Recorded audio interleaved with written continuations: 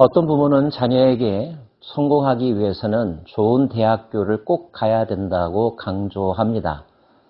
어떤 부모는 돈을 많이 벌어야 된다고 강조하죠. 그런데 어떤 부모는 자녀에게 지혜가 중요하니 지혜로운 사람이 되어야 한다고 강조합니다. 여러분은 어떤 부모일까요? 잠언의 저자인 솔로몬은 어떤 부모였을까요? 내 아들아, 내가 만일 나의 말을 받으며 나의 계명을 내게 간직하며 내 귀를 지혜에 기울이며 내 마음을 명철에 두며 지식을 불러 구하며 명철을 얻으려고 소리를 높이며 은을 구하는 것 같이 그것을 구하며 감추어진 보배를 찾는 것 같이 그것을 찾으면. 솔로몬이 그의 아들 르호보암에게 한 말로 추정이 됩니다. 솔로몬은 왕이 되었을 때 하나님 앞에 기도했었죠. 돈과 명예와 권력을 구하지 아니하였고 백성을 잘 다스릴 수 있는 지혜를 구했던 것, 너무나 유명한 이야기입니다. 자신의 경험이 바탕이 되어서였을까요? 그의 아들에게도 지혜가 얼마나 중요한지, 그리고 지혜를 구하는 삶이 얼마나 절실해야 하는지를 강조하고 있습니다. 마치 은을 구하는 것 같이, 감추어진 보배를 찾는 것 같이 지혜를 찾으라고 강조하고 있죠. 지성이면 감천이란 말이 있죠. 이렇게 열심히 구하고 찾으면 분명 그것을 얻게 될 것 같습니다. 정말 그럴까요? 은을 구하는 것 같이 그것을 구하며 감추어진 보배를 찾는 것 같이 그것을 찾으면 여호와 경외하기를 깨달으며 하나님을 알게 되리니. 문맥이 좀 이상하죠? 지혜를 찾으면 지혜를 얻을 것이다 라고 나와 있는 것이 아니라 지혜를 따라가다 보면 그 지혜가 있을 법한 곳에 도달하게 되면 그때 깨닫는 것은 하나님을 알게 되더라는 거죠. 그리고 그 하나님이신 여호와를 경외하는 법을 깨닫게 된다는 것입니다. 자, 그렇다면 하나님과 지혜는 어떤 상관관계가 있을까요? 대저 여호와는 지혜를 주시며 지식과 명철을 그 입에서 내심이며, 솔로몬은 지혜가 너가 노력한다고 해서 내가 열심히 구하고 찾는다고 해서 얻어지는 것이 아니라 하나님께서 주셔야만 얻어질 수 있다는 것을 강조하고 명확하게 하고 있는 것입니다. 하나님은 지혜도 주시고 지식과 명철도 주시는 분.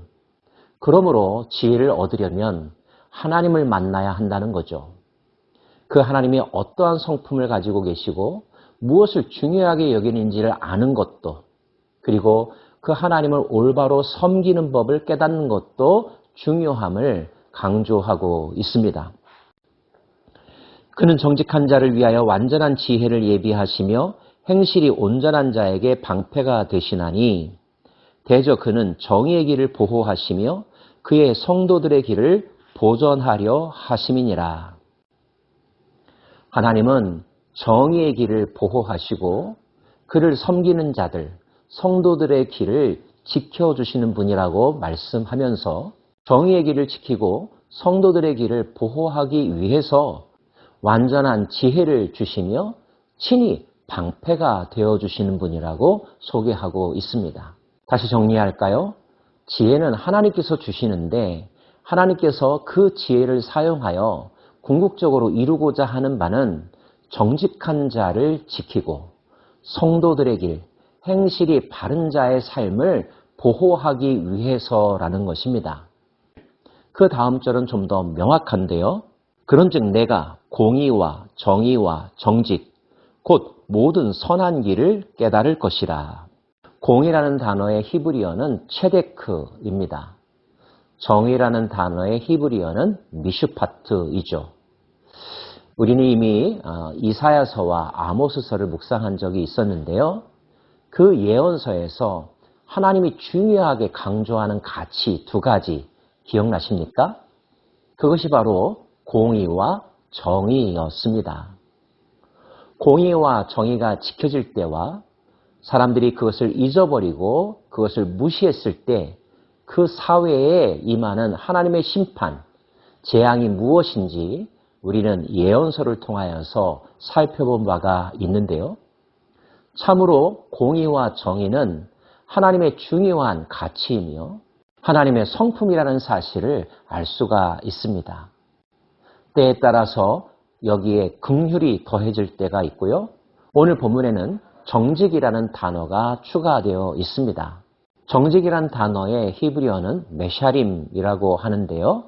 사상과 양심에 있어서의 올바른 태도로 풀이됩니다. 영어로는 fair 또는 equity라는 단어를 쓰고 있습니다. 긍휼도 정직도 공의, 정의와 더불어서 하나님의 중요한 성품이며 이 세상을 통치하며 이 세상을 통하여 이루고자 하시는 하나님의 꿈이라는 것 기억해야 할 것이고요. 그 공의를 지키려고 하는 자, 정의대로 살아가려고 하는 자를 보호하고 실현하기 위하여 하나님은 지혜를 그들에게 베풀어 주신다는 것입니다. 그 지혜가 그 사람에게 임하게 될 때 어떤 유익이 있을까요? 곧 지혜가 내 마음에 들어가며 지식이 내 영혼을 즐겁게 할 것이요 근신이 너를 지키며 명철이 너를 보호하여 악한 자의 길과 패역을 말하는 자에게서 건져내리라. 여러분, 우리가 지혜의 소중함을 알고 그 지혜를 얻고자 노력하며 하나님을 찾으면, 하나님을 만나면, 하나님을 경외하면 하나님께서 우리에게 지혜를 주실 것인데 그 지혜가 우리의 삶을 지켜주며 우리의 갈 길을 가르쳐주며 악한 자의 말과 패역한 자의 길에서 건져내 준다는 것입니다. 우리가 지혜를 지킬 때 지혜가 우리의 삶을 지켜준다는 사실 너무나 분명하게 설명되어 있죠.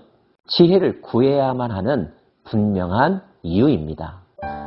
사람들은 어느 날 자신의 인생이 많은 사람들에게 좋은 일로 기억되고 존경받으며 아름다운 인생을 살았다고 평가받기를 원할 것입니다. 사람들에게 뿐만이 아니겠죠. 하나님 앞에서 잘하였다, 칭찬받는 종이기를 원하고 또 하나님의 자녀로서 하나님의 백성으로서의 삶을 올바르게 살았다고 인정받고 싶을 것입니다. 그렇다면 우리에게 무엇이 필요할까요? 바로 지혜가 필요합니다. 지혜는 누가 주실까요? 하나님이 주십니다.